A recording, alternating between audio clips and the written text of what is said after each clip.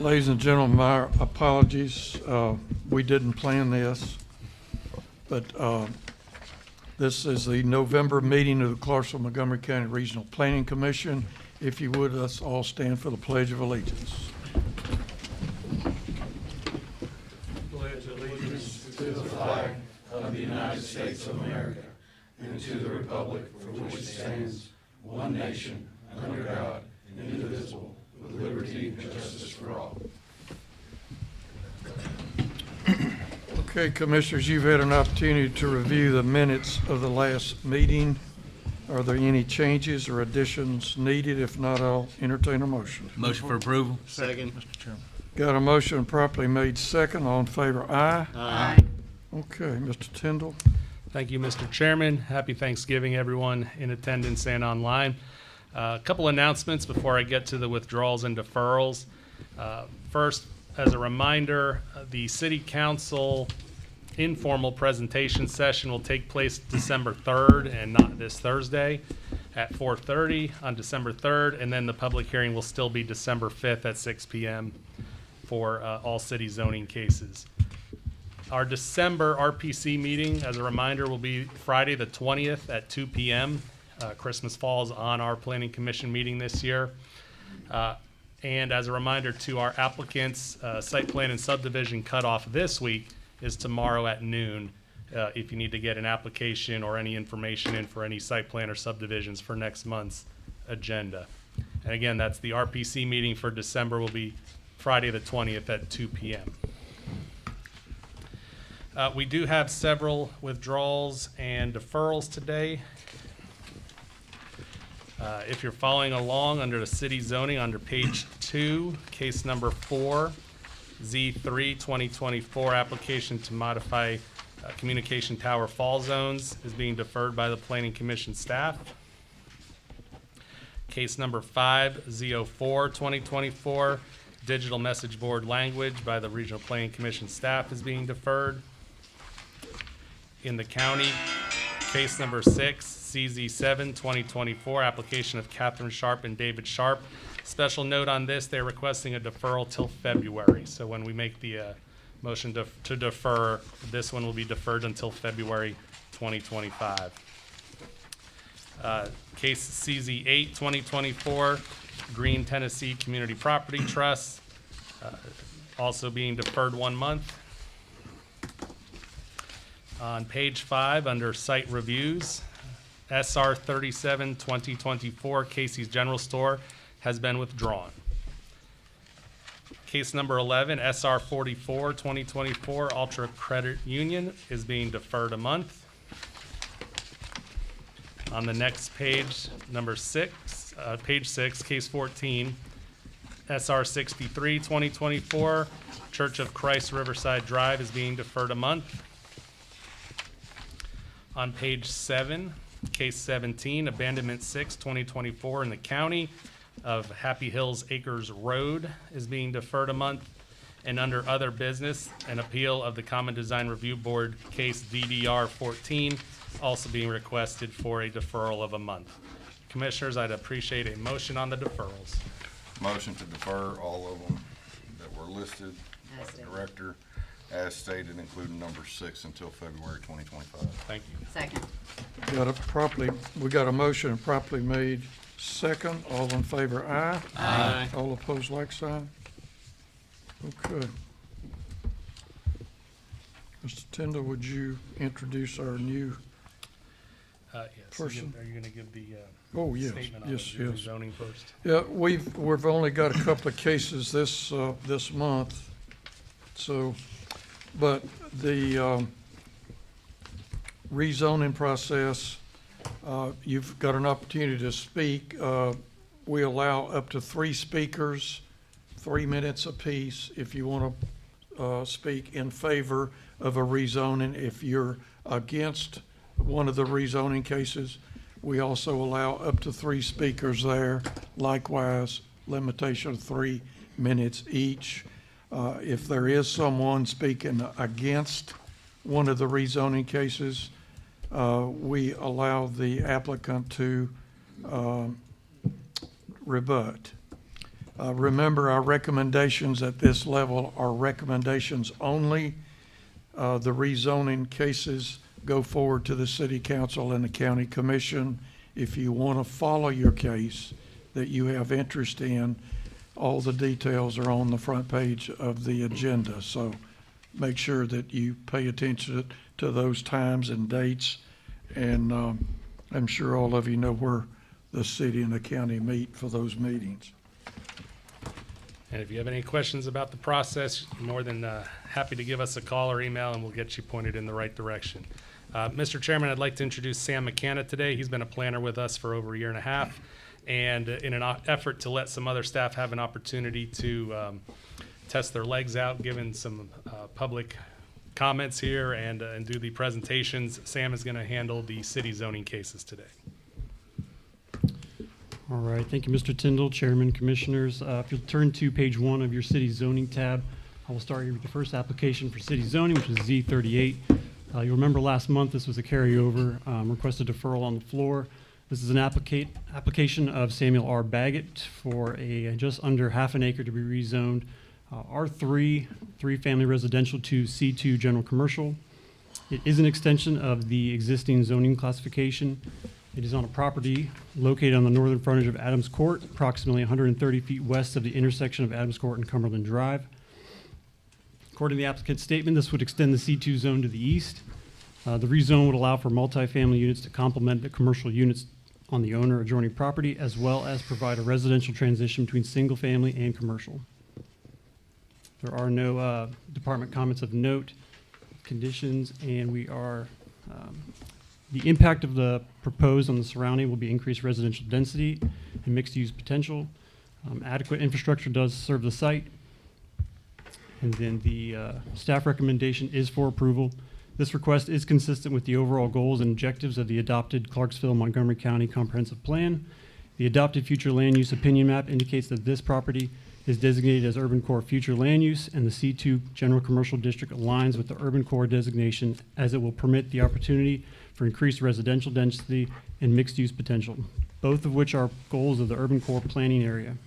The C2 commercial district request is an appropriate extension of the established node of C2 zoning. No adverse environmental issues have been identified as part of this request. Commissioners, any questions? Okay, ladies and gentlemen, we're going to go into a public hearing. Is anyone here who would like to speak in favor of Z38 2024? Samuel R. Baggett is the applicant. Good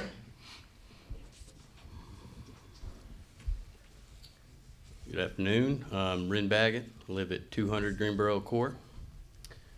This is my project, and if you have any questions, I'd be happy to answer them. Thank you, Mr. Baggett. Thank you. Anyone else would like to speak in favor of this rezoning application? Anyone who would like to speak against Z38? Anyone against? Seeing none, Commissioners, we're back into regular session. Make a motion for approval based off staff's recommendation. Second. Got a motion properly made second. All in favor, aye. Aye. All opposed, like sign. Okay, the motion passes.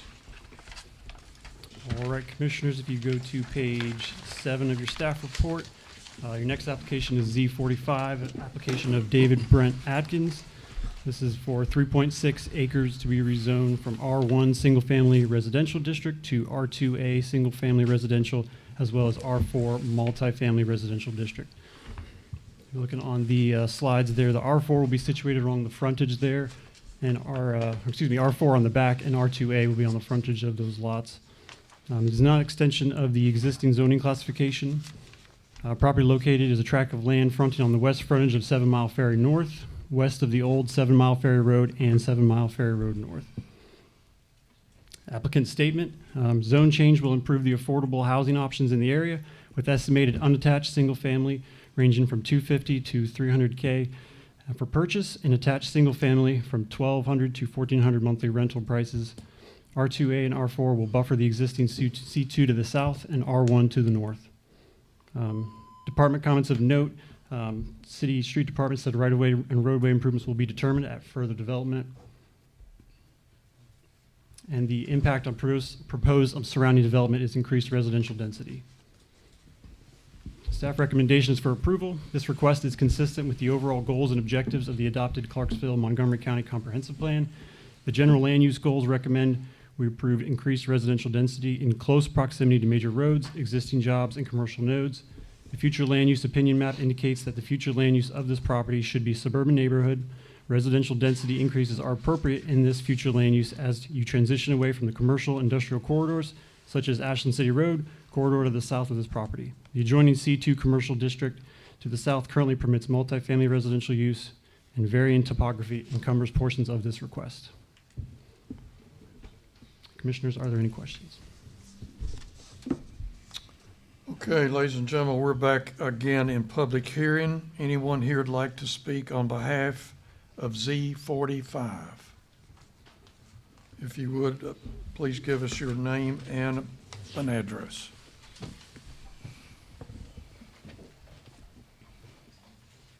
Good afternoon.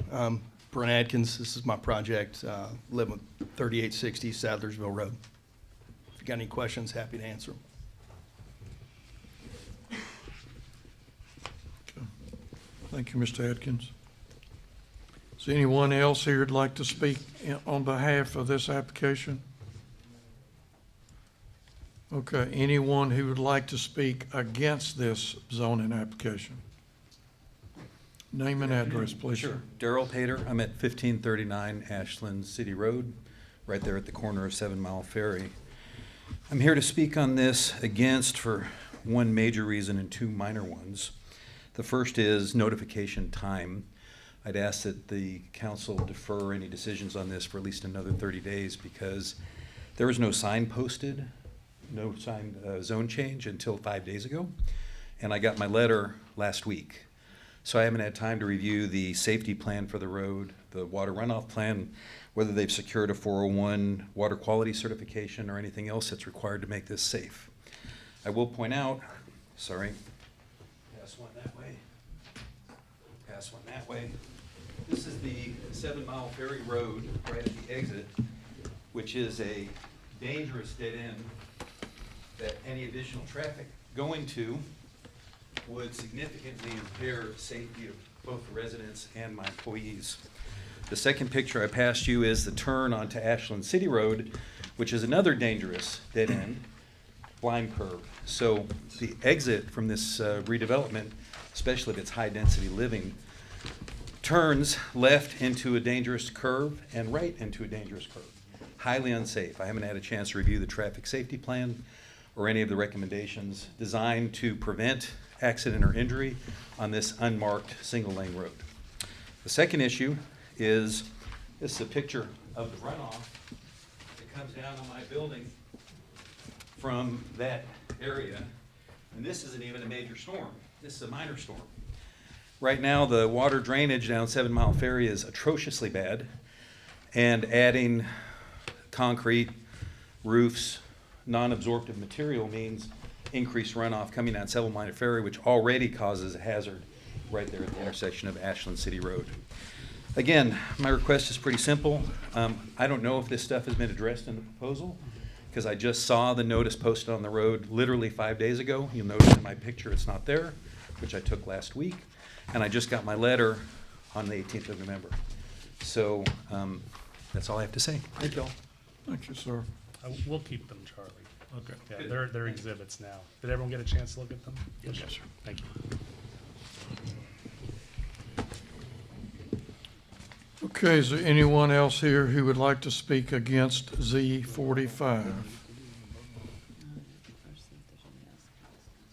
Yeah, my name's Glenn Eaton. I live at 1041 7 Mile Ferry Road. And this isn't the first time I've been up here in the last 18 years. Jill Woodenhill wanted to rezone 6 acres up there to build homes. Then in '09, Ralph Matkins turned in a rezoning request for his property, and it was denied. Both of those were, everybody turned them down at the city council meeting. And then on on 10, Ralph Mackins, he only had 2 quadruplexes he was wanting to build that first year in '09. Turn around in 10, he wanted to build 13 of them in that rezoning request.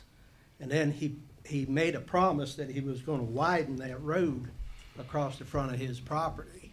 Now, that was 14 years ago. The property is still rezoned. The road hasn't had anything done to it. And I think it ought to resort back to its original zoning because he didn't live up to his part of the deal. And then of course, Hunter Wynn last year on a property that he's been dumping dirt on all year, and it's washing down the road out into the intersection down there. And I don't know if somebody from the state ought to be checking on that. But there's an issue with the roads. The road's always been the issue, always. That the road is the narrowest point, it's 18.5 feet at Mr. Atkins' property, at the house he bought from the Wallace boy. The reason why the Wallace boy sold the property because of water runoff from that retention pond above it that the state put in for the bypass to alleviate the flood on the bypass. It washes that ditch out every time there's a storm. I mean, a serious one. The dirt that Hunter Wynn put in there is blocking that water now, so he's restricting a natural waterway. So, and back to the road, fire trucks are 8 foot wide. They got a foot West Coast mirrors on both sides. I see school buses stopping in the street to pass each other when they confront each other on that road. Like I said, I've lived there for 43 years. There's been people killed on that road. There was a child killed on that road several years ago. And it's just a compounded problem. To put another intersection in a 3-way intersection at the top of the hill, which is a 3-way blind intersection, to put another 3-way blind intersection at the bottom of the hill is just poor management. Just poor management. I've been to traffic study schools. I went to Northwestern University on traffic studies for laying out traffic intersections. I know a little bit about traffic. That road is unsafe. I really don't have anything else I could add to it other than that. Appreciate your time, and happy Thanksgiving to y'all. Thank you, sir. Are there any other speakers against? We've had 2. This will be the end of the anti. My name is Don Kastner. I'm at 1084 7 Mile Ferry Road North. I would be between Mr. Pater and the property that they speak about. Again, I reiterate what they said. The traffic through there is atrocious. The road is extremely narrow. The curve that's right there where that property is at, I've got an automotive repair business there. I've been there for 23 years. And personally, I've had two of my customers' vehicles totaled in that curve because of somebody coming around that curve, basically speeding, not handling the curve, not handling the road. Yeah, that's the same picture that he had sent you guys, okay?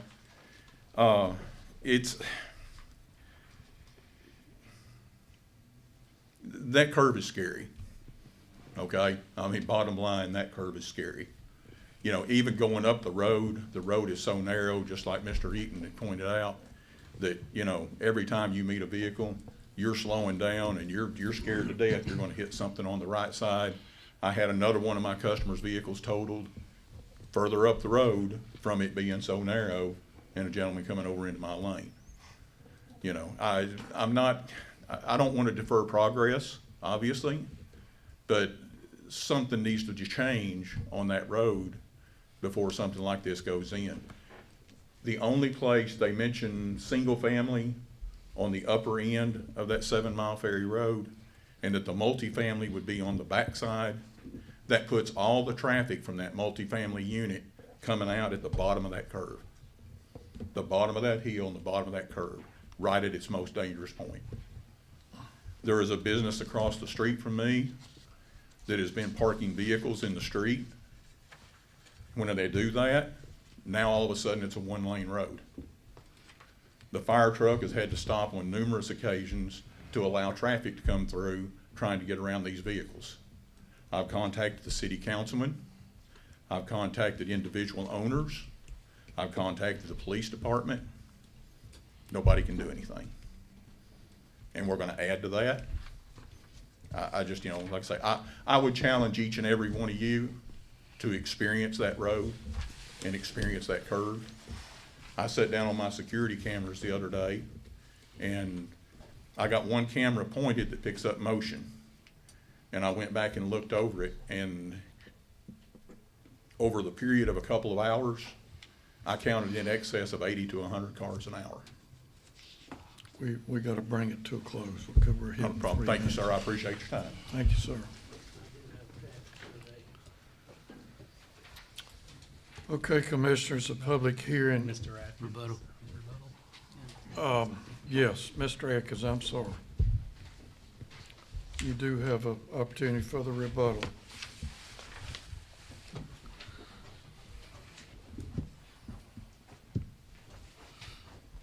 So a lot of these concerns are addressed during the site plan, and that's something that, you know, is in WIP and comes through, you know, post the process here. And I've got our engineer here today, if you guys have any questions that he can answer to help address concerns, questions for these guys, and help us all, you know, get the solutions we need.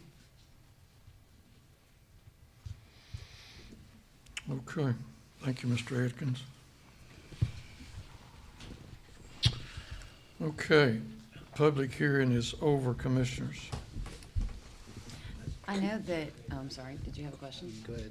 I know that they referenced the fire department and police issues, but looking right on here, it shows that neither the police department or the fire department had any concerns with it, and neither did the street department. So I'm gonna make and as was stated by the applicant, a lot will be dealt with in the site plan. So I'm gonna make a recommendation for approval based on staff or motion for approval based on staff recommendation. Okay, we got a motion for approval. Do I hear a second? Okay, the motion fails for a lack of a second. Are there any other motions? I'd like to ask the street department some questions, if they don't mind coming up.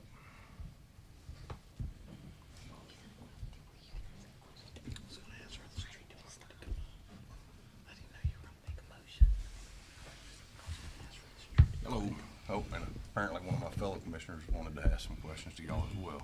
Well, you have some engineers with me, just in case. I'm not against the type of zoning this is. I think it fits with our comprehensive plan. Sure. Multifamily directly off of commercial is exactly what it's supposed to do.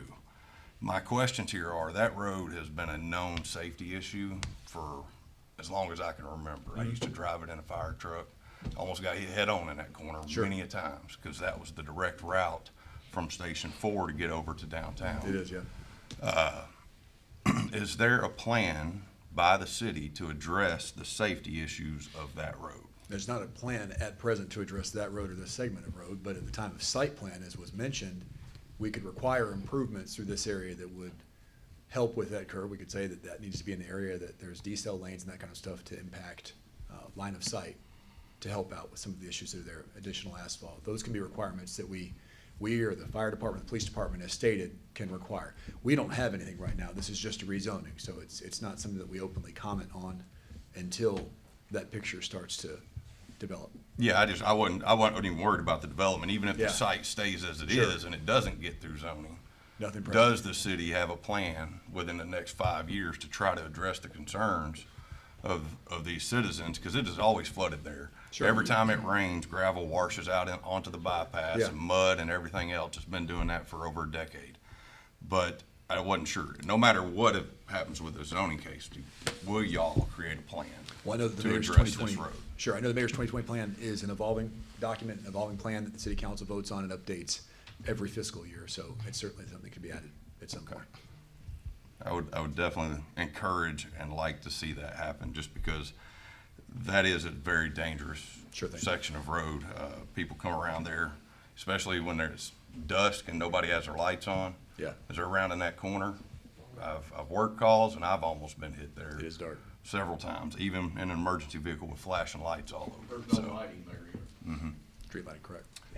And are most of those houses there even occupied anymore? There's houses up on Old 7 Mile Ferry that are occupied. No, I'm talking about in the turn. In The the ones turn, there on are the side in two or front of this three. property. There's 2 or 3. Before the term? Because some of them were looking like they were not inhabited anymore. Right. There is one lady that lives directly, I mean, in the corner. And then Okay. there's another house on. I was gonna say, it could be something the city could look into purchasing those properties to ease that turn. What's made this complicated is there are 3 apartments that got added to that spur that dump right into that curve. Okay. So, Sorry for keeping you up there, Mr. Smith. No worries. Mr. Long has any That was questions? exactly the thing I was gonna ask you as well. All right, thanks, guys. Thanks, Mr. Smith. Yes. Okay, commissioners. You can make the motion. Based on my earlier statement and based on the recommendation of the staff, I make a motion for approval. I will second it this time, now that I've had answers.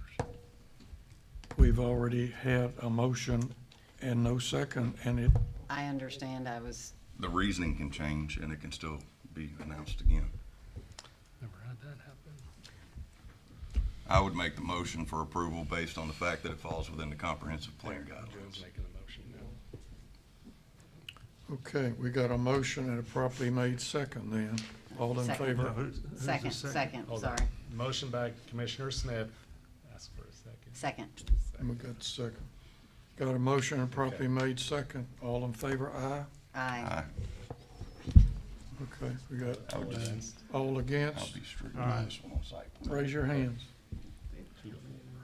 Raise your All right. hand, Stacy. All right, the motion fails 2, 4 against. I need a motion for disapproval. Mr. Chairman, I move for disapproval based on what we've heard here today. Do I hear a second? Second. Got a motion and properly made second. Hold on. Mr. Patterson, I'm gonna need a little more specifics on that motion for disapproval. Could you help me out there then? If you just cite something, you can't just say what we've heard today, but cite one of the items you've heard today. I got you. Based traffic, on the drainage. information that we received from the street department representative and other derogatory comments that were made that section of street is unsafe, I move for disapproval. Okay, we got a motion for disapproval. Do I hear a second? Second. Got a second. All in favor, all in favor of disapproval, please say aye. Aye. It's 4-2. Okay. So the motion that was approved was for disapproval. So,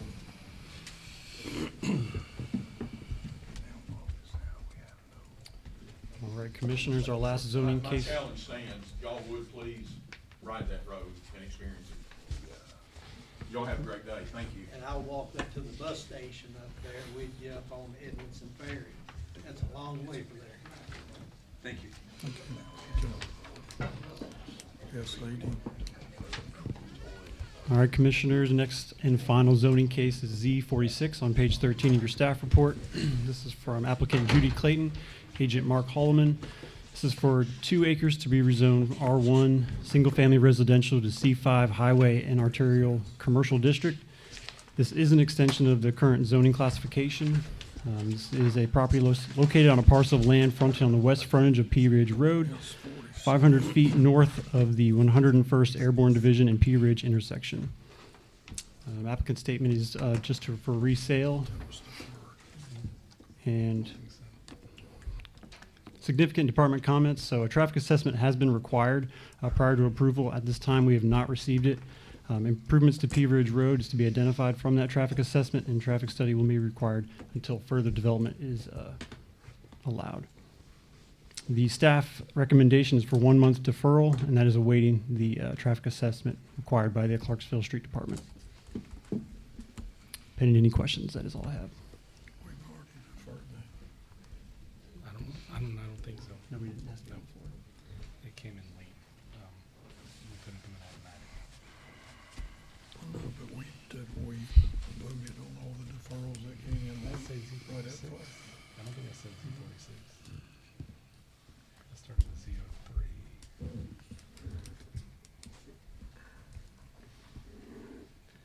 They'll correct us from the floor.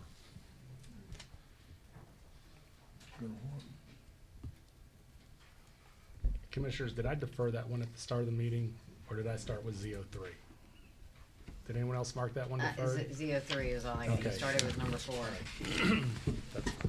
So we do have to have a public hearing on this.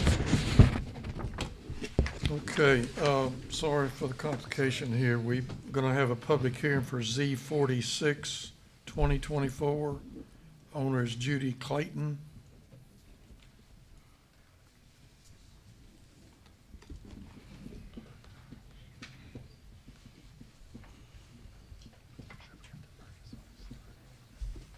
Good afternoon, Commissioners. My name is Mark Holloman. I represent the buyer in this property and here for any questions. What's your address? 1280 Madison Street.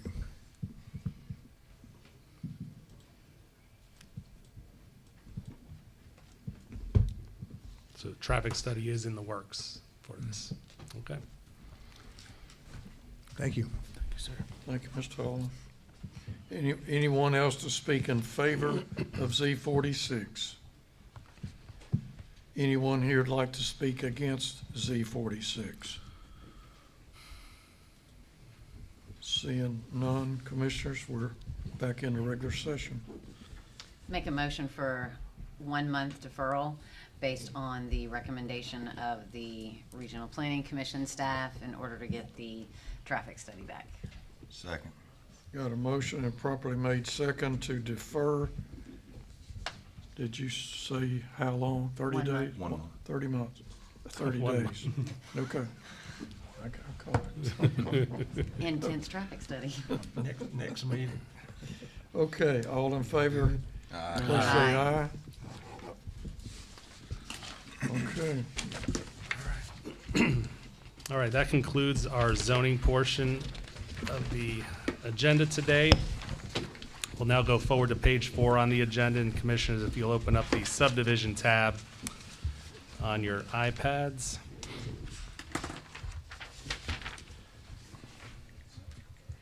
I'll read this statement first. Besides those items that were already deferred, all items in this portion of the agenda are to be considered routine and non-controversial by the staff of the Regional Planning Commission and may be approved by one motion. However, a member of the audience, commission, or staff may request an item be removed for separate consideration. The planning staff will be, we're not removing any subdivisions. S80. We're doing S80. We're removing S80 2024 Ross Farms from the consent agenda. Commissioners, do any of you need to remove, well, this only leaves one other case, doesn't it? All right. Does the public need to have a separate public hearing on S72 Three Tucks Property LP? All right, Commissioners, you can dispose of S72 in the consent agenda, and we'll have a hearing on S80. okay, we've got just one issue on the consent agenda, S72. I need a motion for approval. Motion for approval. Second. Got a motion properly made second. All in favor, aye. Aye. All opposed, like sign. Aye. One no. One lonely no.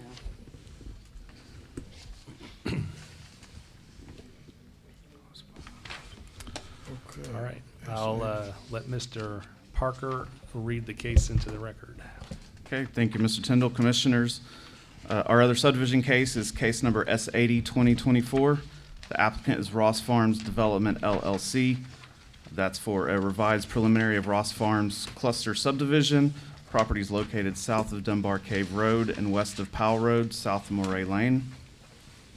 The remaining acreage is approximately 98.74 acres, 324 lots, and the zoning is R1, and this area is within the city. The applicant is requesting to remove a condition of approval from the preliminary plan. I'll state that I'll state that condition into the record. As shown on the preliminary plat, only phases 1 and 2, 582 lots maximum, can be approved for final plat approval by the Montgomery County Regional Planning Commission prior to the completion of Rossview Road improvements, Dunbar Cave Realignment Project Phase 2. Subsequently, Phase 3 final plat cannot be approved by the Planning Commission and have building permits released until the completion of the Rossview Road Improvements Dunbar Cave Realignment Project Phase 2.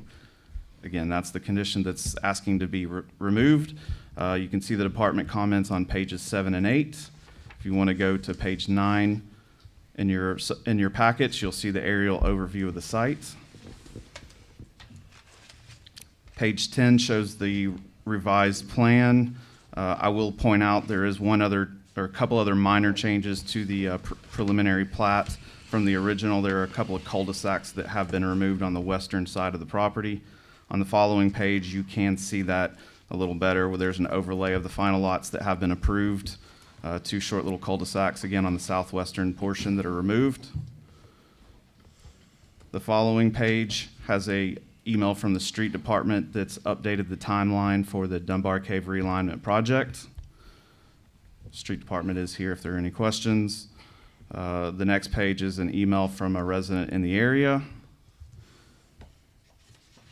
The next page is, again, that condition just in your packet for the record, and the following pages 15 through 19 are the minutes from the original hearing with a lot of information in there, and if the commissioners need a few minutes to read that, we certainly can allow that. Otherwise, if there's any questions for the staff, I'll be happy to try and answer those. Thank you. I think it's important to note this. This is a unique situation. We don't often get a preliminary approved and then they come in with a revised preliminary again. But as the slide that is before you on the TVs right now, everything in orange has been already finalized and recorded. And they're requesting another preliminary on the remaining lots or those shaded in black on this. Again, as Mr. Parker said, there's a few minor changes, a cul-de-sac here or there that have been altered, and the lot number alters slightly, but not significantly. What has gone on here is there's no way to remove a condition, and the Planning Commission approximately 2 years ago put the condition there, which was mentioned about the completion of Dunbar Cave Road. The only way to dispose of that is to rehear this as a new preliminary and either approve it without that condition or alter that condition. So you are just looking at those remaining lots, but the what's happening in the area is still relevant to this subdivision, and that's why it's before you today. Hope that clarifies any confusion. I encourage you to look at the letter and the other information contained, and we'll be happy to answer any questions.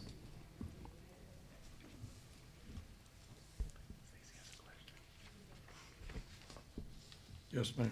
A couple of things. One, Mr. Tyndall, I think one thing you stated in the informal meeting is I don't know if you said concern or how you phrased it, but we have other plans that are out there that have conditions on them. And if we lift this one off, then what's to stop everybody else from bringing their plans back and asking all their conditions to be taken off? Am I quoting you pretty well close to correctly? Yes, I believe everyone has the right to reapply, just as they have here, but there are other conditions outstanding there. But, I mean, did I phrase that right as far as that would be a concern of yours? Could be a that it concern. You open could have that more box? attempts at that depending on the composition of the planning commissions. Well, and, I mean, I understand. Well, first, can we bring the street department up? I think they're wanting to kind of give a little bit of an update on where things are. Is that okay? Sure.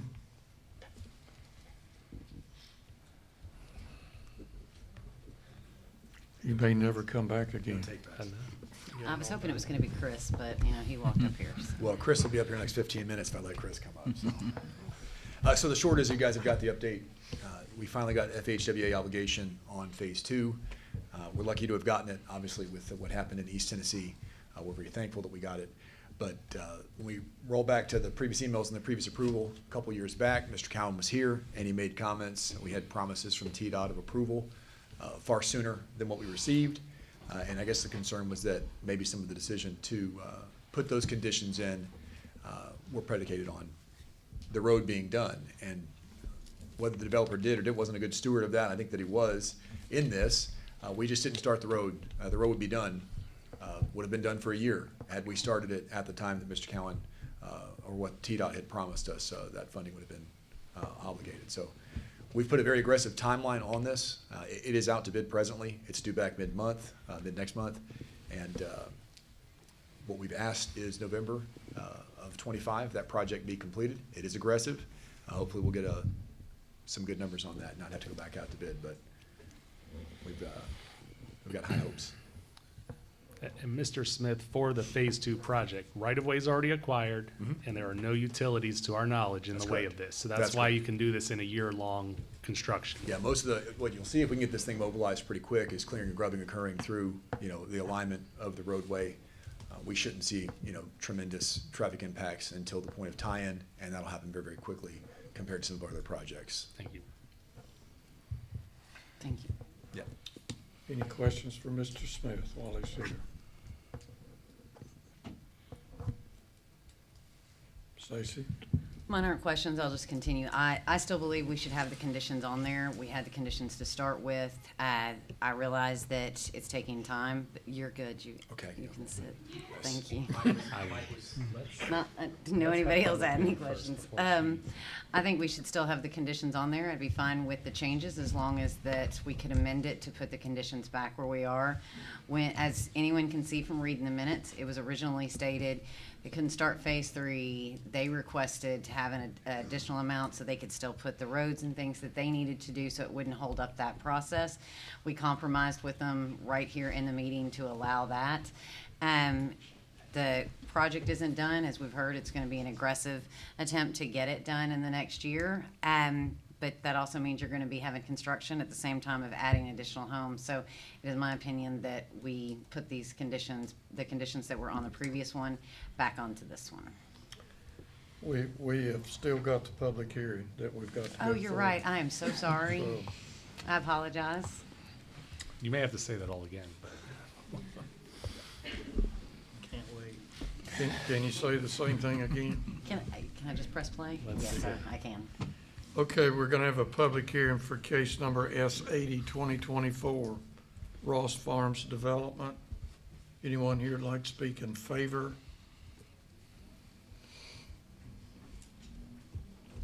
Good afternoon, Commissioners. I'm Vernon Weekly, 4740 Highway 41A South.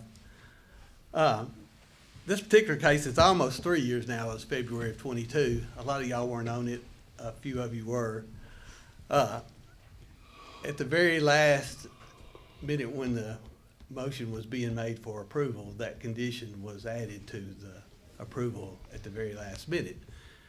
And the developer was asked if it was all right if they put that condition on there, and he was also asked how long a time frame it would take him to do this subdivision, and he told them 3 years. And the street department said, well, that they would have it done in the 3-year period, which made the developer agree to that condition. Now, we're almost at that 3-year period. The developer's on his schedule. The city was not at their fault, but it was not on that schedule, so he wouldn't have had agreed to that condition on the original approval. So as time's gone on, the developer stayed on the schedule that he promised the planning commission. The road improvement didn't. Now, all we're asking for is to get to go ahead with the project. It will be a long while before houses are built on that section. It'll take a year to build the section. And then it'll take another 6 months for the first house to be built in that section, and then it'll be another longer time. The reason you need to get this approval on under the belt is because the property is under contract for a future date for lots. And it's hard to go build these lots and live up to this contract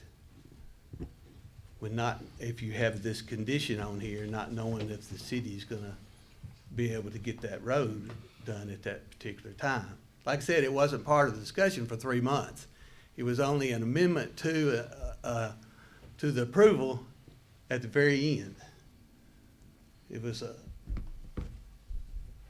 an add-on, and it was agreeable only because it didn't affect the timeline. Now it's affecting the timeline, so we're just asking for it to be removed. We're not saying that we'll be in front of it. They'll be building it while we're building the subdivision to meet our deadline on our contract. But we can't go forward with the building of it with this condition on here. So we're just asking for the condition to be removed. Everything's gonna mesh on the timeline. It's just that we need the condition removed to get to go forward and to live up to our contract. And of what we've lived up to from everything we've told y'all from the get-go. And part of the process, since it was such a long process, we had agreed to build this boulevard from Powell Road over to Dunbar Cave. And it's wider, it's different standards, and we lived up to it. It's been accepted by the city. And the people on Powell Road now have a second way in and out, and they use it to bypass the Rossview School District in the mornings if they're going to town. So it's worked, it's a win-win for everybody. And like I said, we've lived up to this, building this boulevard and getting everything lined up. We just need a condition removed that really isn't gonna affect anything if it's removed, because the city will have their road done now that it's funded by the time before even, the first houses are lived in this section. So it's just sort of a quandary that we got put into by agreeing to a condition at the last minute. Mr. Weekly, we got a lot of new commissioners up here who weren't around when all this happened, so. Yes. Describe what condition needs to be removed to make this work. The condition that which is number 4, that says the realignment project of I call it Cardinal Lane, but I think they call it Dunbar Cave improvement now, be completed before final plat can be approved by the Planning Commission. Now, that final plat won't be before you for almost a year because it has to be built. But you can't build a project on a hope that this condition will be met financially. So it needs to be removed before we can move forward. And we'll be, like I said, like Mr. Smith said, they've got the funding now, they're gonna get it built, so we'll be meshed together at the same timeline. It's all gonna work out if we just remove that on this condition 4 on this revised preliminary. Any questions for Mr. Weekly? So the realignment project will get done regardless of whether, but you're asking so that the phase can continue, so that the building can continue. So the construction of that section. But it is guaranteed that the phase, that realignment project will get done. So we're not saying that with our approval, the realignment project does not have to be done. Am I correct? I'll answer that once we get out of public hearing. Okay. Thank you. Thank you, Mr. Weekly. Anyone else who'd like to speak regarding S80? Anyone here would like to speak against S80? Public hearing is closed, Commissioners. Mr. Long, to answer what I think your question was, as stated by the street department, and again, this goes with no wrinkles in there. If you have a wet spring, a wet summer, you run into an issue out there, we'll go longer, but if things go as planned, it is out for bid now for a construction company. The construction documents are done. It's to build phase 2 of the Cardinal Lane and Dunbar Cave realignment. The right-of-way is acquired, the utilities are out of the way, it's just a matter of constructing the road, which starts approximately at the entry where Ross Farms Boulevard comes out on Dunbar Cave and continues up to Rossview Road. As stated by the applicant, their timeline to construct the remainder here, which again you see in black on the screen, is around the same time frame. Now, should the street realignment get delayed for any purpose and these folks don't have a delay, I can't guarantee anything. So when this came in 2.5 years ago, the Planning Commission felt that, and you went above and beyond the typical 500 lots up to 582 for the two outlets there, because they were building a collector street, which is functioning as intended, and I'm glad we were able to negotiate that out. But should the applicant come in with 50 lots tomorrow or 50 lots 2 months from now, if there's no condition on it, we will be obligated to review it and approve it if it meets the standards. So that's what's before you today. Again, that was a decision made, as mentioned, 2.5 years ago. Things have changed, but there were reasons for that condition in the first place. I got a question.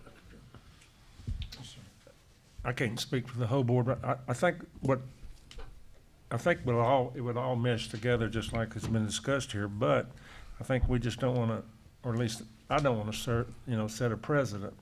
And I think we've talked about in the informal meeting that, if we do this one, then, how many more is coming down the road, and that's, would be my concern. I got just one question for Mr. Smith, if I could, real quick. Get your steps in today.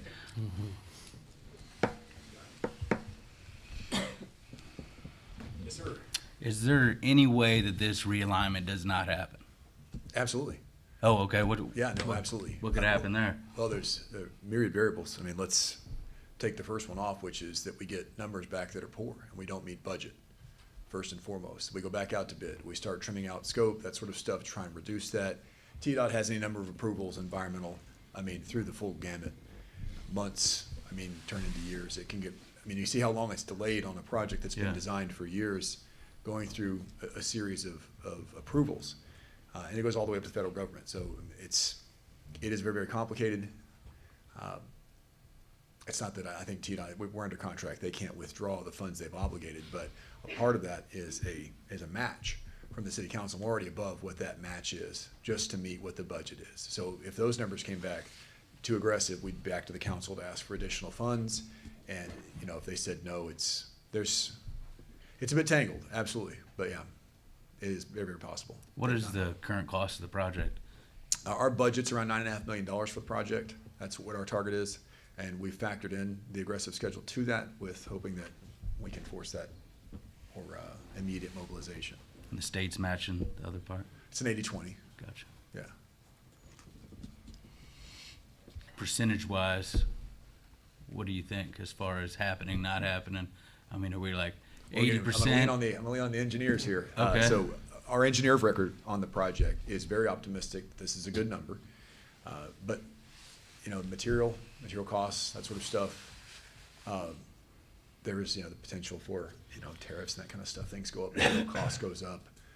The market changes fundamentally when material costs go up. So road projects, we've seen them vary. Sidewalks stay a little more stable. Road projects are pretty scary.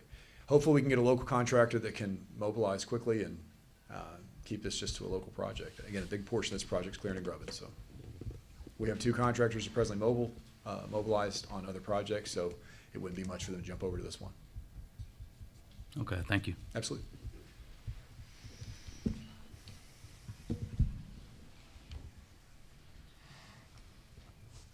Okay, Commissioners, we're in regular session. Chairman, I'd like to also repeat what I said a minute ago, that I believe we should leave the conditions on there, as add the conditions back on if they're needing to make the changes otherwise, but as long as the same conditions are on there as before, still allowing them to move the cul-de-sacs and such that was mentioned, the other small differences.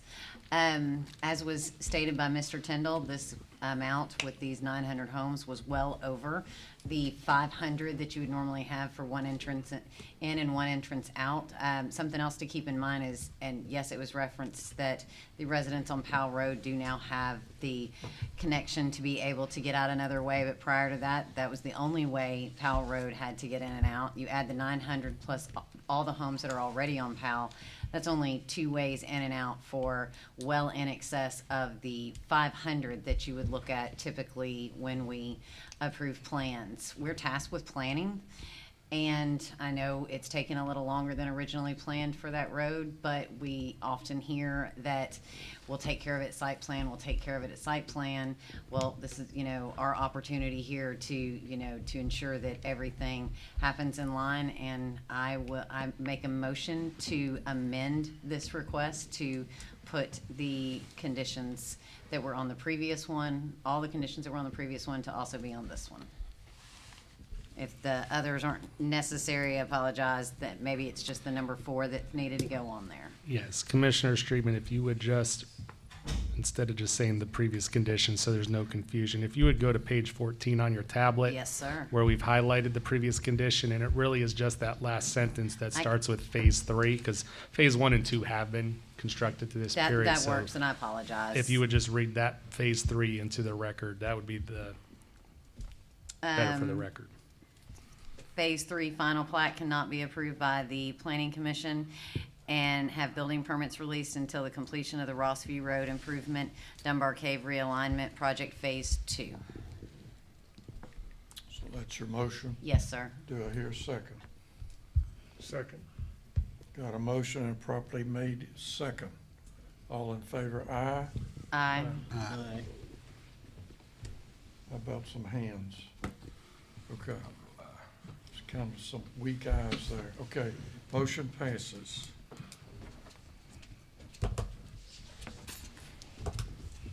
All right. All right, Commissioners, we are now going to go to the site plan portion of the agenda, and that starts on page 5. Mr. Tyndall, Yes. that was an amendment to add it on there. Don't we still have to do the whole thing? I apologize. The ideal way would be to put a motion to approve, then amend it, then go back to the approval. Did you kind of made a motion with the amendment in there? Okay, so we're If good. it's, We're gonna take it. Okay, Chairman says he'll take the motion with the amendment. okay, that works.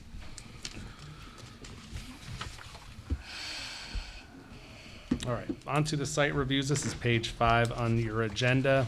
Again, some items have already withdrawn and deferred. Again, all items in this portion of the agenda are considered routine and non-controversial by the staff of the Regional Planning Commission and may be approved by one motion. However, a member of the audience, commission, or staff may request an item be removed for separate consideration. The Planning Commission staff will be removing SR 62 2024 Marriott Studio Residence of Clarksville from the consent agenda. Any other commissioners want to remove an item from the agenda? Anyone from the public want to remove another item from the consent agenda besides SR 62? All right, Mr. Parker, would you please read the other cases for conditional approval into the record? Thank you, to Mr. Tyndall. Case number SR 59 2024. The applicant is Saul Martinez. The name of the site is Rinconcito's Mexican Grill, located at 1605 Fort Campbell Boulevard. Property sits on approximately 0.5 acres. Zone C5 within the city. The staff recommendation is for approval, subject to the 3 conditions listed. Case number SR 64, applicant is Alan Moser, Franklin Row. This is the name of the site. It's a multifamily property located at 603 and 607 Franklin Street. Approximately 0.24 acres, 6 units are proposed. Zoning is CBD within the city. The staff recommendation is for approval, subject to the 3 conditions listed. Thank you, Commissioners. Okay, need a motion to approve these 2 cases. Motion for approval. Second. Got a motion properly made second. All in favor, aye? Aye. All opposed, like sign. Okay, SR 62. Okay, thank you, Mr. Chairman. Case number SR 62 2024. The applicant's Brandon Shreves. The name of the site is Marriott Studio Res Clarksville. The proposed use is a hotel. Property is located on Kennedy Lane, west of I-24, southbound exit lane, and south of Heatherwood Trace. Acreage is approximately 2.63, zone C4 within the city.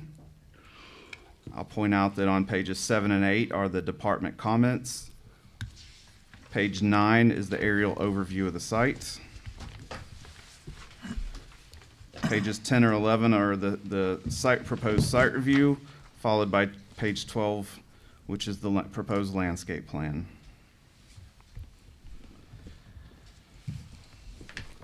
Commissioners, do you have any questions for staff? If not, before we get to public hearing, I would like the street department to give us an update on what they've been working out with the Marriott.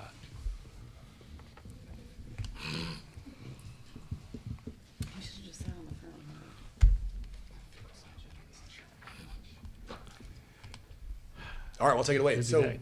Kennedy Lane, we know we've got an issue at Kennedy Lane and Westfield Court. Any of the residents there, certainly the elected officials that represent that area can speak to that. And whether the hotel comes forward or not, we've got an issue primarily focused towards the two restaurants there on the corner. They're kind of our principal contributor to this issue. Non-local traffic, more than local traffic, obstructs the intersection with Kennedy and Westfield Court. And what we're drawing up, and this is going to be, I won't call it a litmus because we are going to put down permanent paint, but just nothing vertical. We're going to make Kennedy Lane a right in or right out only, not a right in, right out, but just a right out to focus traffic. What we've observed and what the residents and even the business owners have observed, the folks that get stuck, make a right turn, doing a legal, I guess, U-turn, if you will, through private property, through some of the hotels and whatnot, to then get out and egress. So our approach would be to make that a legal maneuver by creating a smaller roundabout, not the one in question that will go unnamed, but there at the intersection of Fairbrook and Westfield. So the folks can travel down a couple hundred yards from Kennedy without being parked for an extended period of time, trying to make a left out, negotiate that small roundabout and come back at the signal. If it's their desire to make the right turn, they can travel down to Fairbrook by Walmart and safely egress there as well.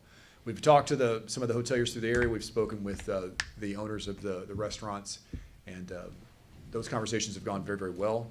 It's not that we need necessarily their assent, but we do want to be good stewards in that area. The folks there at both restaurants, there's a travel easement through that area, which you're probably aware of.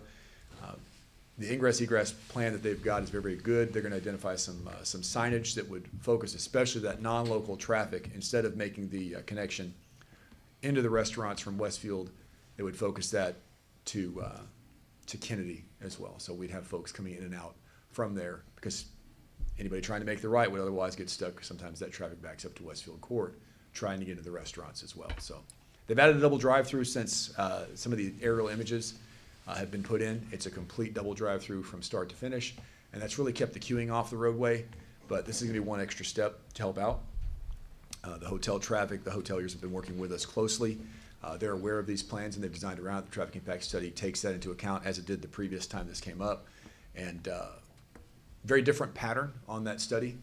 The traffic that comes in and out of the hotel check-in, check-out times don't impact our rush hour traffic. So there's not a whole lot of overlap there. So again, whether this happens or not, this is still a plan that we have at the street department to move forward with to help the residents in the area that are already dealing with this.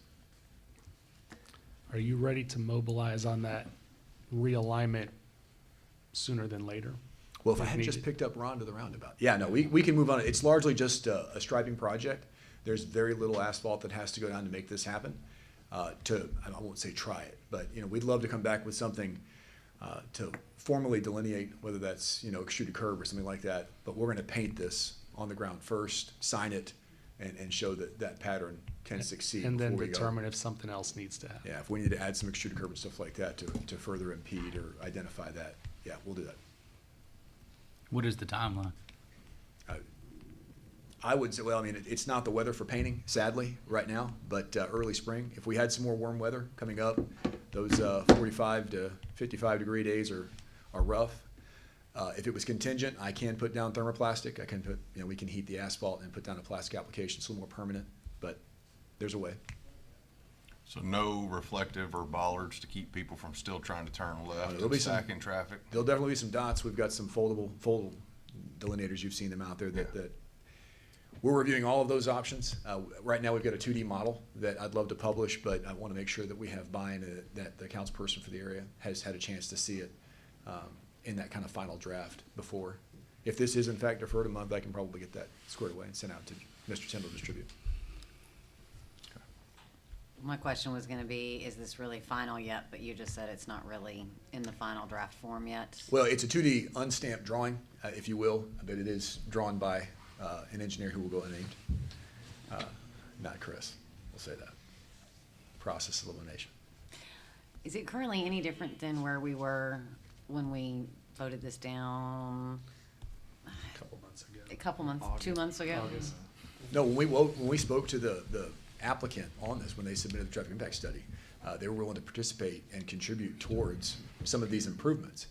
We just wanted an opportunity in kind of a customer service approach to go knock on doors and talk to some of those business owners about what that pattern looked like before. So, yeah, they're still, as I understand, still willing to assist. Okay, thank you. Absolutely. We may have you up one more time. Let's see. Reserve That's the okay. right. Sit Hey, in front. Dave. Sit up front. Coming out of the businesses on Westfield Court, will they be required to take a right out of there as well, or? No, I mean, we talked about requiring that of those two restaurants, but it's tough to avoid litigation if we require it there and not at any one of the subsequent businesses down from there. Also, that's where they bring in their stock, as I understand it. The trucks come in through that area, and it would be very difficult for them to cross a raised median or whatever the case is. If we do a right in, right out, it complicates that considerably. Okay. Any more questions? Okay. I'll stay close. Thank you, Mr. Smith. We have got to have a public hearing in order to make this official one way or the other. Ladies and gentlemen, we're in public hearing on case SR 62. Anyone here would like to speak regarding this case? Thank you, Commissioners. I'm Stanley Ross, 308 South 2nd Street, Mitchell Ross Raconi, PLLC. I'm here representing the applicant today. Given what Mr. Smith said, it sounds like, I know there's been some concerns about traffic. It sounds like there's some potential resolution in the works on that. In order to hopefully get that resolution a little further along, and I know this has come up before the commission before, so in order to maybe get that resolution a little further along, we would ask the commission to defer this matter a month. And maybe there can be some more communication with the stakeholders and some things that would make everybody a little more comfortable. But just before I sit down, I would like to go ahead and just make a couple of comments for the public comment section in case I don't get the opportunity to come back next month. This is a site plan review. We have a properly zoned, properly platted plan that meets the regulations for site plan review. And so I understand there are concerns over traffic. A traffic assessment study has been done. And I think a couple of things that you might want to consider when thinking about the issues out there. This use and the uses, I think Mr. Smith said that right now the issue is primarily focused on the restaurants at Kennedy Lane and Westfield. And I think a couple of the things that we might want to consider as we talk about that is when you're talking about these restaurants, you're talking about peak hours that are going to be breakfast time for Chick-fil-A, the 8 to 10 time period probably, lunchtime for Chick-fil-A and Chipotle. I believe the peak hours, peak traffic times for our use would be 4 to 6 p.m. When you've got more people coming in for the night and that kind of thing. And based on that traffic study, those peak hours, I think that's been submitted to the Planning Commission and the Street Department. But based on those peak hours, the levels of service will not change once whether you build this facility, whether this is approved or not, the level of service for that intersection is not projected to change based on that. So as we go forward, I would just hope that you consider that you've got somebody that's got an approved use they're trying to use. They're trying to make use of that land that's been approved for that use. And as part of that, just kind of consider that the issue that we're looking at is not going to be greatly impacted by what that proposed use is. They've met their obligations with the site plan regulation.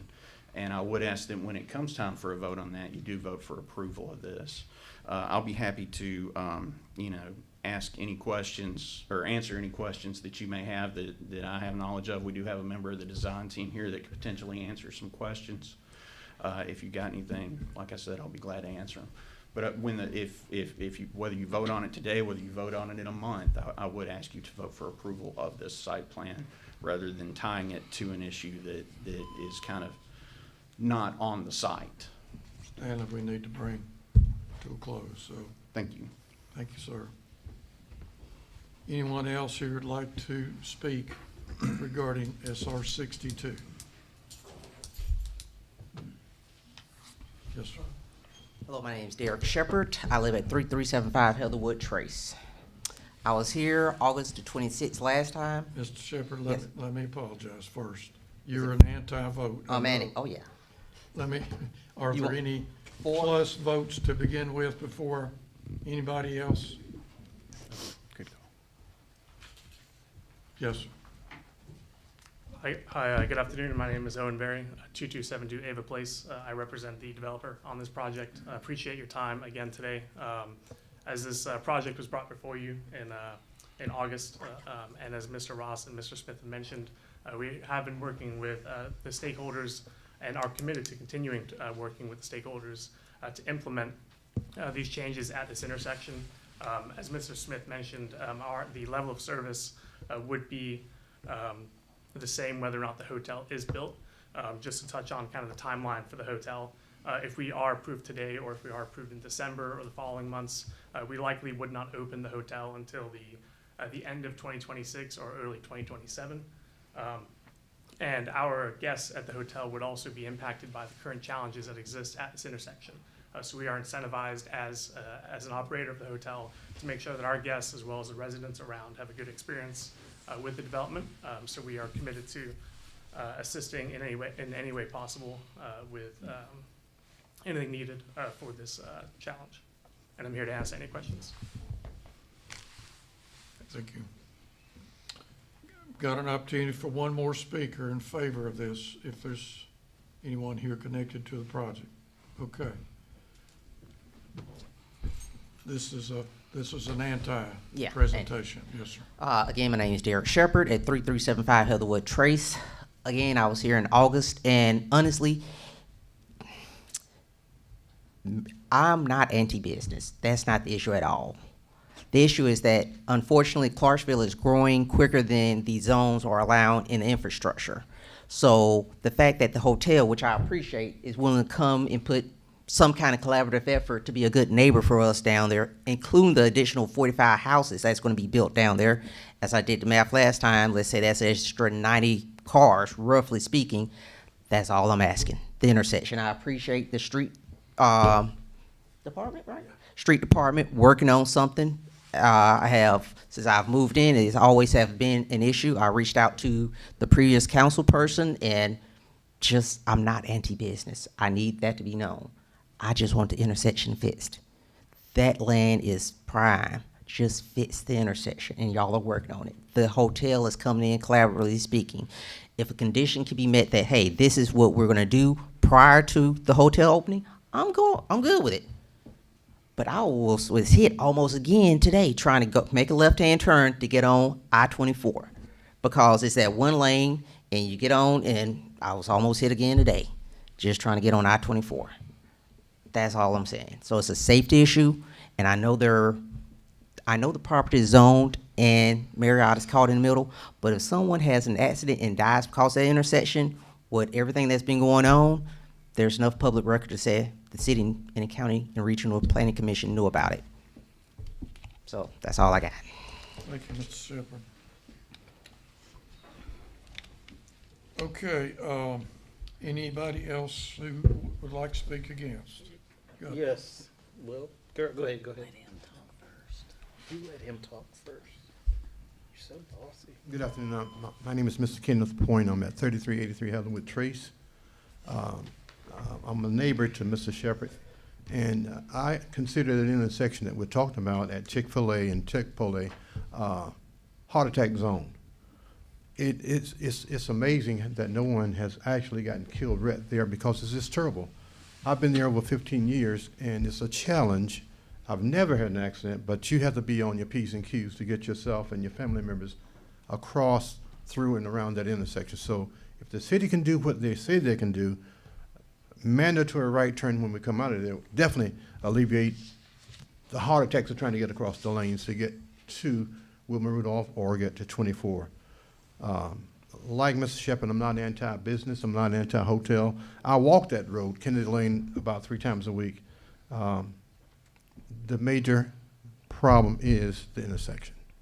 And if we can do something about that to alleviate the heart attack that people and their children would possibly have trying to get across there. And as you know, our city is growing, and Wilma Rudolph is a major part of our city, and the traffic's just all the time. So we need help. If that's what the city's gonna do, you've already approved it, I'm with that, but we have to, by all means, before someone is killed at that intersection, fix the intersection, please. Thank you. Thank you, sir. Okay, the public hearing. One more against. One more against. I thought, all right, one more. Yes, ma'am. I thought we had 3. And then a rebuttal.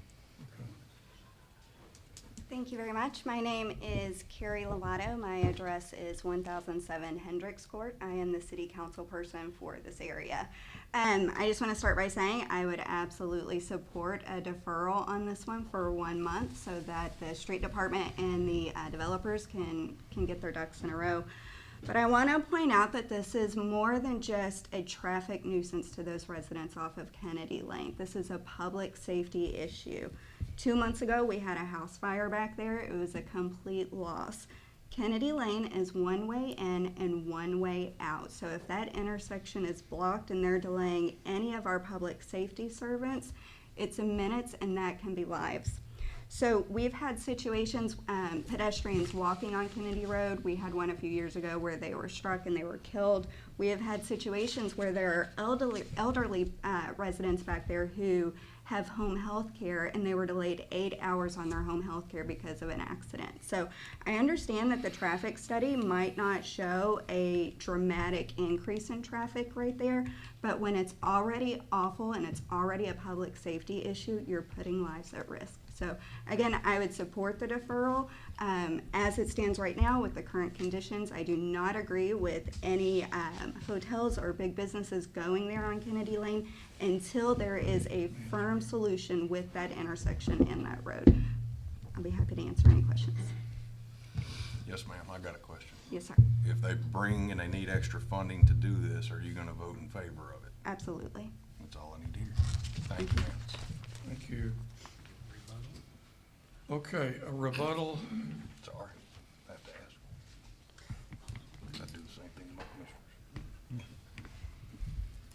I just once again like to reiterate that I think we're talking about a site plan that has met the zoning requirements, has met the site plan regulations. I understand that there's an issue out there. I don't know that this particular use is going to, like I said, create a exacerbation of the existing problem to the extent that maybe everybody thinks it might, but just when the time comes to vote on this, like I said, it sounds like we've got a solution in the works.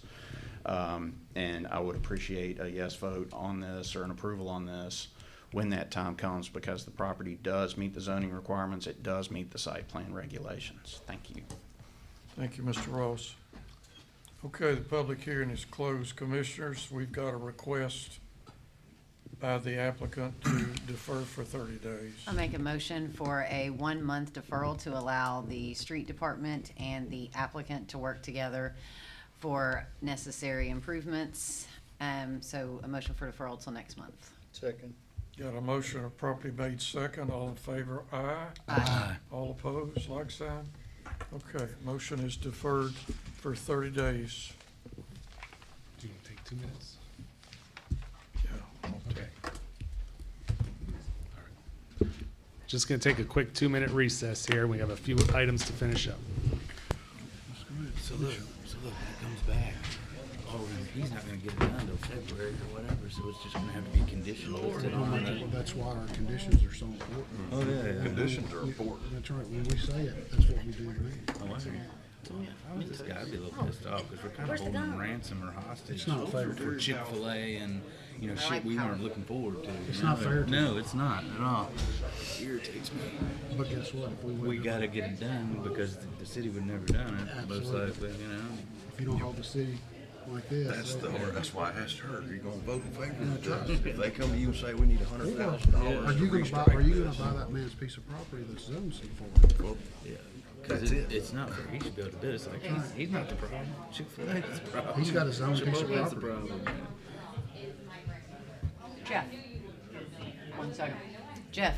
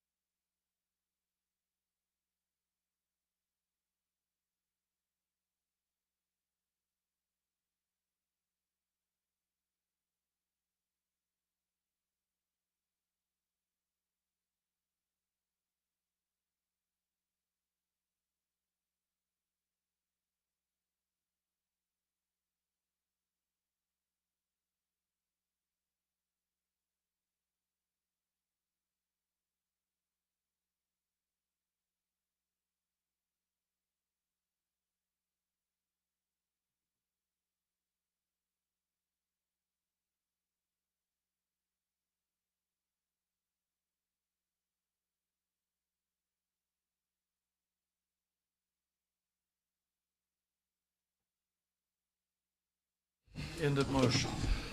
Okay. Final case today is an abandonment case, number 16, AB 4, 2024, by the request of the Montgomery County Highway Department for partial right-of-way abandonment of Underwood Road for a portion of approximately 0.52 miles. This was deferred last month due to some public questions and the inability of the Highway Department to be here at last month due to a conference. They do have a representative here, and we should probably open the floor again and have the public hearing and have any questions to the Highway Department, give it to them. Okay, we'll go into public hearing here for AB 4, 2024. Anyone here would like to speak in favor of the abandonment?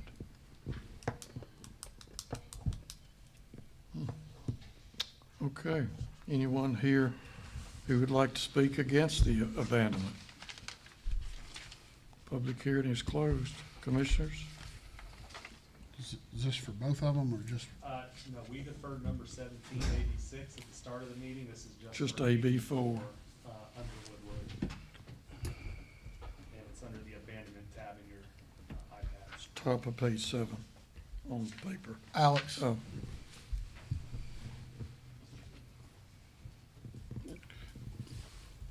Have you spoken to the folks on Underwood Road? Because they was here last month, so everything's. Yes, the individual that voiced the complaints, I had spoken to her husband and her father prior to, but I guess communication didn't get transferred to her, so her and her husband came to our office, and we kind of shared plans moving forward, what they can and can't do, and why we're doing this, so. Okay. With that being said, I'll make a motion for it. Hold on, my question would be, so are they okay with all of it now, or? Yes. Okay, I didn't understand it from that, you just said you explained to them why, so, Sorry, I mean, they understood why we were doing what we're doing, and that didn't mean she was confused, thinking had no road frontage anymore, and we said, we're not landlocking anybody, we're giving you road up to it, so yeah. Okay, thank you. Thank you. Make a motion for approval. Second. we got a motion properly made second. All in favor, aye. Aye. All opposed, like sign. Okay. Commissioners, last item of business today is the monthly profit and loss statement under the Other Businesses tab. And that goes through October 2024. Be happy to answer any questions and appreciate an approval. Motion for approval. Second. Got a motion properly made second. All in favor, aye. Aye. All opposed, like sign.